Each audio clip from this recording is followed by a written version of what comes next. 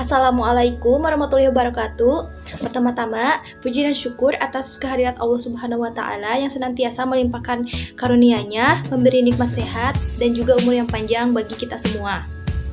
Perkenalkan, nama saya Nahda Nadila dengan NIM 212101116, kelas B1 non-reguler, angkatan 2021, Prodi Bahasa dan Sastra Indonesia, IKIP Siliwangi. Di sini saya akan menampilkan video simulasi mengajar menggunakan metode pendekatan saintifik dan STEAM. Sebagaimana video ini dibuat untuk memenuhi tugas akhir semester dari mata perkuliahan, strategi, dan model pembelajaran. Nah, di sini saya akan menjelaskan sedikit mengenai apa itu model pembelajaran menggunakan pendekatan saintifik. Nah, pendekatan saintifik ini merupakan pembelajaran yang berpusat kepada peserta didik dan disebut juga sebagai pembelajaran ilmiah.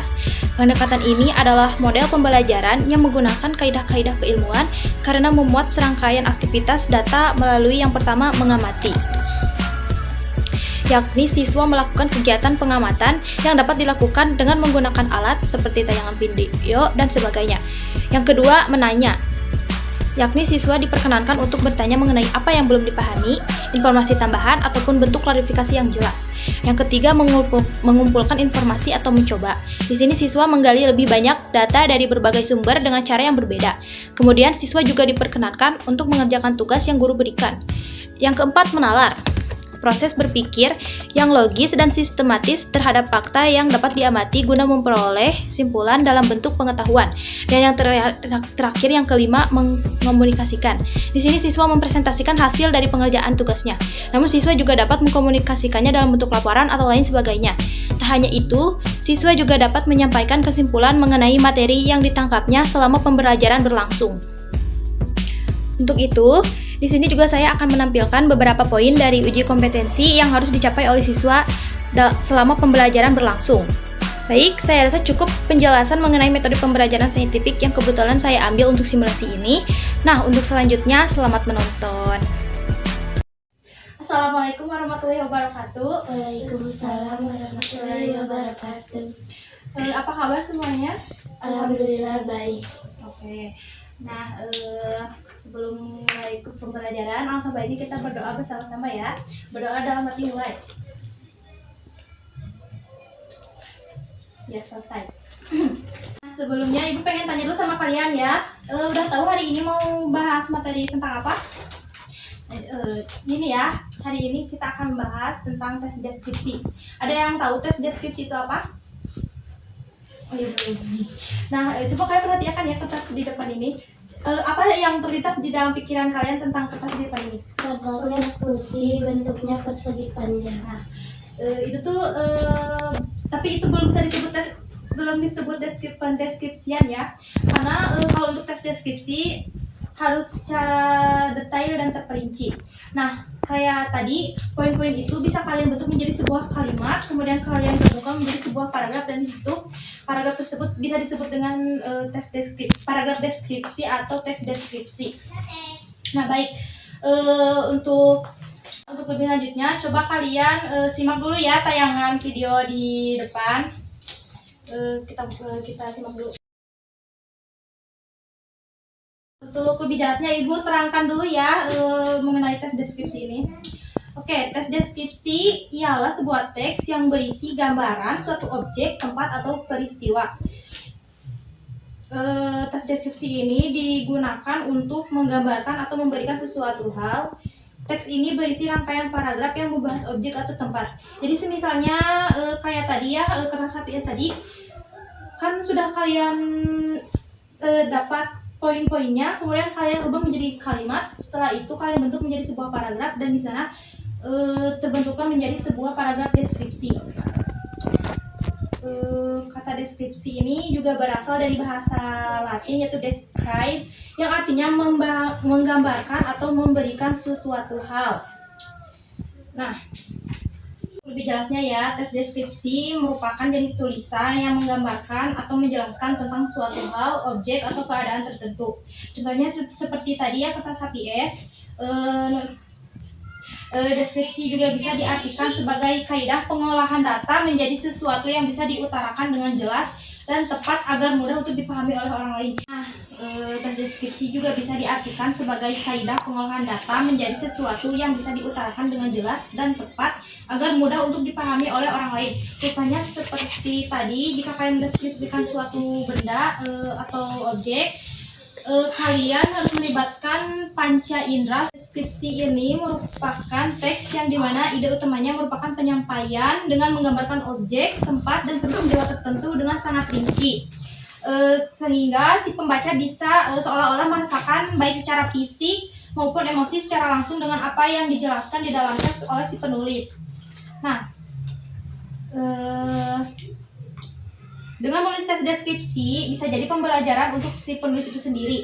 Karena hal ini disebabkan teks deskripsi membantu dalam melatih kepekaan karena penulis menjelaskan nyata suatu objek atau suasana tertentu. Nah, selain itu dengan menulis teks deskripsi bisa juga melatih kita untuk bisa melihat rinci dari unsur-unsur benda atau bentuk secara konkret. Nah, adapun tujuan dalam penulisan teks deskripsi ini yaitu untuk menggambarkan suatu hal yang berkaitan dengan pengalaman berdasarkan hasil pengamatan seluruh panca indera, baik merasakan, mendengar, meraba, dan melihat. Nah, dalam menulis, si penulis dituntut untuk menggambarkan objek dengan sangat rinci ya, karena hal ini sangat berpengaruh sekali agar si pembaca bisa ikut merasakan apa yang kalian tulis di dalam buku tersebut. Adapun ciri-ciri teks deskripsi ya.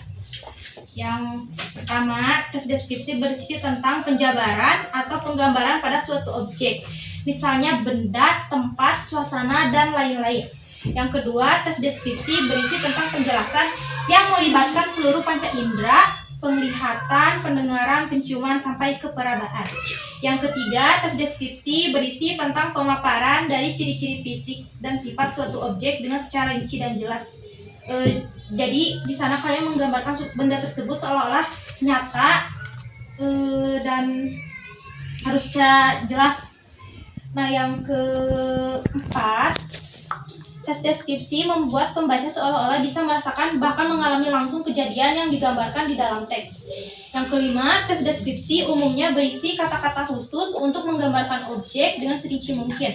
Misalnya, menuliskan tentang warna, merah keabuan, biru keungu-unguan, dan lain-lain.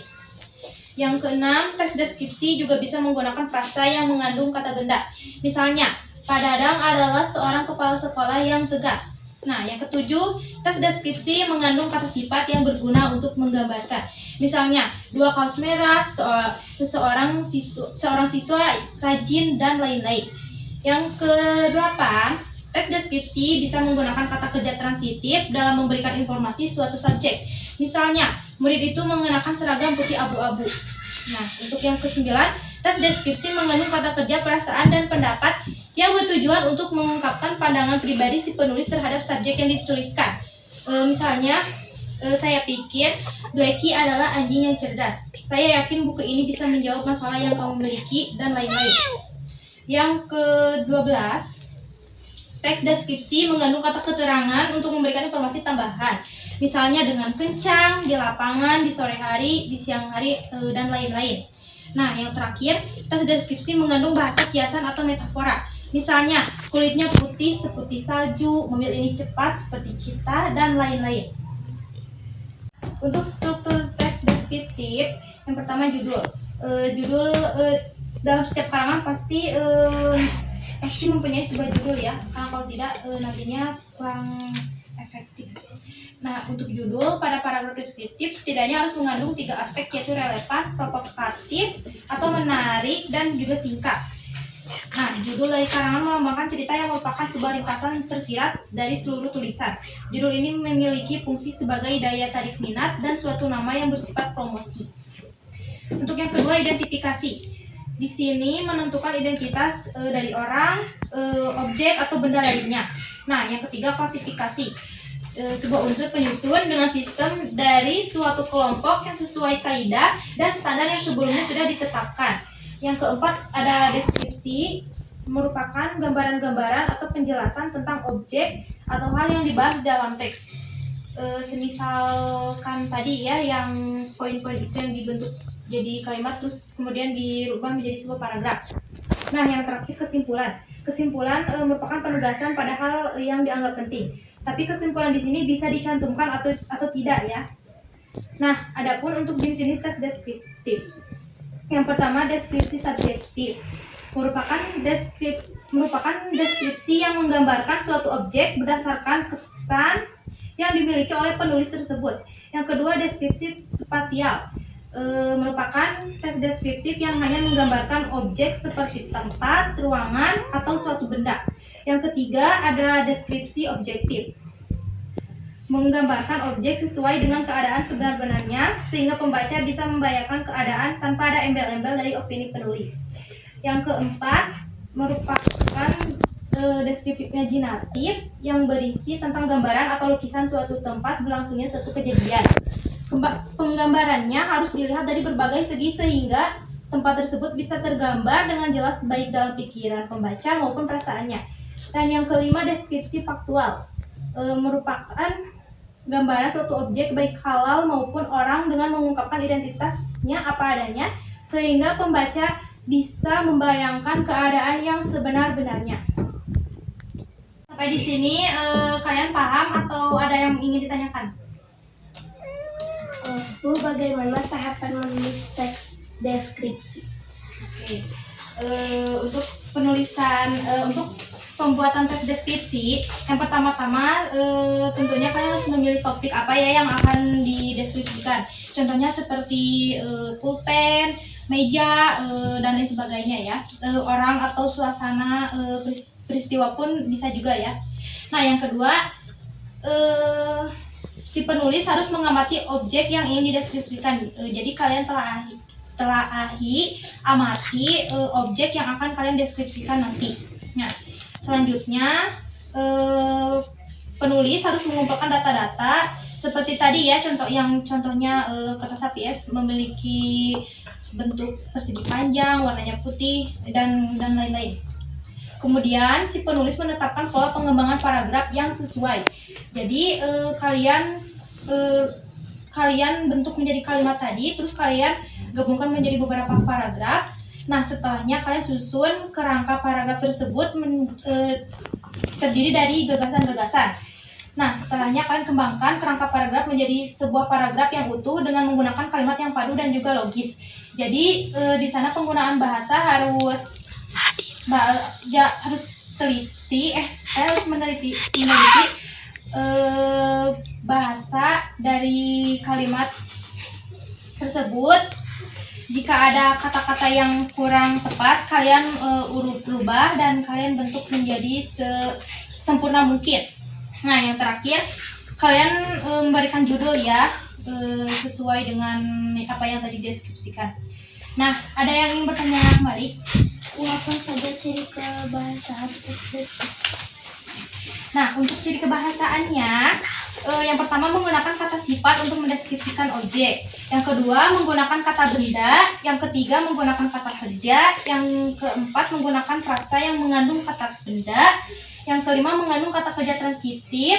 Yang keenam mengandung kata kerja perasaan dan pendapat. Dan yang ketujuh mengandung kata keterangan untuk memberikan informasi tambahan mengenai objek. Cukup ya buat pertanyaannya.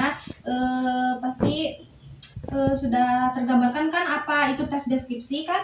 Nah, sekarang coba kalian buat satu contoh tes deskripsi ya, bebas temanya mau tentang apa juga. Nanti kalau yang sudah silakan ke depan ya, bacakan hasilnya. Ada yang sudah? Nah, silakan bacakan di depan ya, menghadap ke temannya. Aku memiliki kucing bernama Moleo. Dia berwarna putih campuran kuning dengan ekor yang begitu pendek. Moleo gemar berlari ke sana kemari mengejarku. tali takannya itu dia gemar bermain bola. Dia selalu menjaga kebersihan dengan pipis dan membuang air besar yang telah disediakan. Itulah Mulia, kucing kesayangan. Oke, makasih ya. Coba kasih tepuk tangan buat temannya ya. Tadi bagus ya contohnya. Ibu rasa kalian sudah paham sama apa yang Ibu sampaikan tadi mengenai tes deskripsi. Nah, jadi di sini dapat Ibu simpulkan tes deskripsi itu merupakan teks yang bertujuan menggambarkan atau melukiskan pengalaman pendengaran, perabaan, penciuman, dan perasaan agar si pembaca dapat kesan objek, gagasan, tempat, atau peristiwa yang ingin disampaikan penulis. Nah, coba dari kalian ada yang mau menyimpulkan mengenai tes deskripsi tadi yang Ibu jelaskan? Ya, baik. Nah, coba kamu simpulkan ya tadi apa yang sudah Ibu jelaskan sama kamu.